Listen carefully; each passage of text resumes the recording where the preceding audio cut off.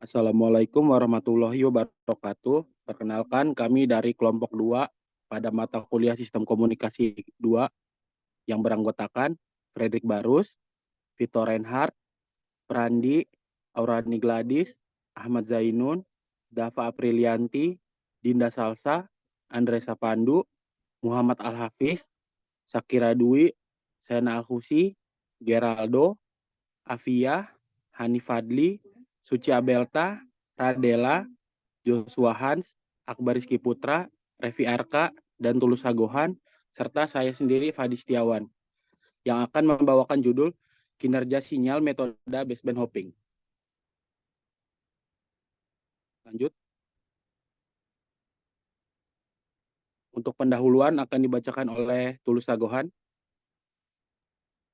Baik, seiring dengan berkembangnya teknologi komunikasi, terutama komunikasi seluler, perusahaan telekomunikasi juga semakin memperluas jaringan telekomunikasi.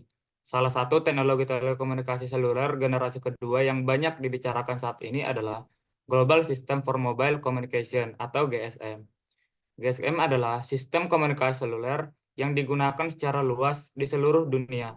Namun, teknologi GSM ini memiliki keterbatasan dalam akulasi spektrum frekuensi. Untuk mengatasi keterbatasan alokasi spektrum frekuensi tersebut, dapat digunakan metode frekuensi hopping. Metode frekuensi hopping yang digunakan di GSM adalah baseband hopping. Metode baseband hopping adalah metode yang mengubah frekuensi karir suatu koneksi panggilan yang menempati kanal trafik tertentu secara periodik. Dengan adanya baseband hopping, kemungkinan besar penerimaan sinyal berikutnya akan menjadi lebih baik jika dikirim dengan frekuensi yang berbeda, sehingga dapat mengurangi efek fading atau interferensi. Selanjutnya, simulasi dan hasil akan dibacakan oleh Radela dan pada bagian penjelasan gambar akan dijelaskan oleh Hani Fadli. Oke, buat simulasi dan hasil, jadi pada bagian ini telah dilakukan percobaan menggunakan Google Colab dengan bahasa Python untuk memperoleh hasil baseband hopping, di mana teknik ini digunakan dalam komunikasi nirkabel, yang mana sinyal informasi ditransmisikan melalui serangkaian frekuensi dasar yang berbeda. Pada percobaan yang dilakukan yaitu untuk mendapatkan keluaran berupa sinyal modulasi tanpa menggunakan baseband hopping dan sinyal modulasi yang telah memakai baseband hopping. Selanjutnya untuk keterangan gambar akan dijelaskan oleh Hanif.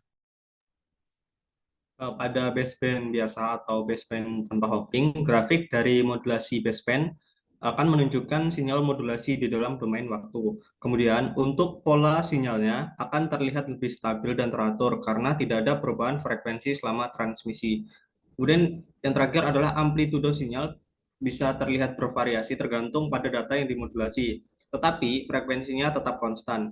Sedangkan pada baseband hopping, grafik akan menunjukkan perubahan yang terjadi pada sinyal saat beralih antara saluran frekuensi dasar. Kemudian, sinyalnya akan menunjukkan lonjakan atau perubahan tajam pada amplitudo dan fasa ketika beralih saluran. Kemudian, pada grafiknya akan lebih acak dan tidak teratur, terutama jika urutan hoppingnya acak dan beralih frekuensinya secara cepat.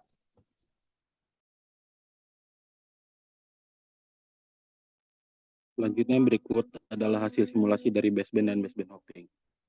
Lanjut. Kemudian hasil akan dibacakan oleh Muhammad Akbar. Baiklah, berdasarkan bentuk gelombang pada modulasi baseband biasa, bentuk gelombang yang dihasilkan merupakan gelombang sinusoidal murni. Setelah dilakukan baseband hopping, bentuk sinyal yang dihasilkan lebih kompleks dan mengalami perubahan secara acak. Berdasarkan spektrum frekuensinya, pada modulasi baseband biasa, frekuensi yang dihasilkan terpusat pada suatu frekuensi carrier. Ketika frekuensi carrier sedang digunakan pada panggilan, maka akan terjadi perubahan frekuensi dan waktu yang berbeda juga. Maka setelah digunakannya baseband hopping, frekuensi tersebar di beberapa pita frekuensi yang berbeda. Hal ini membuat ketahanan sinyal dengan menggunakan baseband hopping jauh lebih baik karena beralih antara saluran frekuensi dan dasar. Jika satu saluran mengalami gangguan, sistem dapat beralih ke saluran lain dengan cepat sehingga tahan terhadap gangguan interferensi dan akan lebih efisien. Selanjutnya kesimpulan akan dibacakan oleh Joshua Hans. Kesimpulan dari hasil percobaan yang dilakukan dengan menggunakan komunikasi nirkabel di mana sinyal informasi ditransmisikan melalui serangkaian frekuensi dasar yang berbeda. Pada modulasi baseband biasa, spektrum kurang efisien karena hanya satu frekuensi dalam satu waktu. Sedangkan pada baseband hopping, spektrum dapat lebih efisien karena penggunaan lebih banyak saluran frekuensi. Dari gambar sinyal yang ditampilkan dengan adanya baseband hopping, penerima sinyal berikutnya akan baik walau dikirimkan dengan frekuensi berbeda dan mengurangi efek interferensi. Baik, seperti itu. Sekian presentasi dari kelompok 2. Apabila ada salah kata, mohon maaf. Wassalamualaikum warahmatullahi wabarakatuh.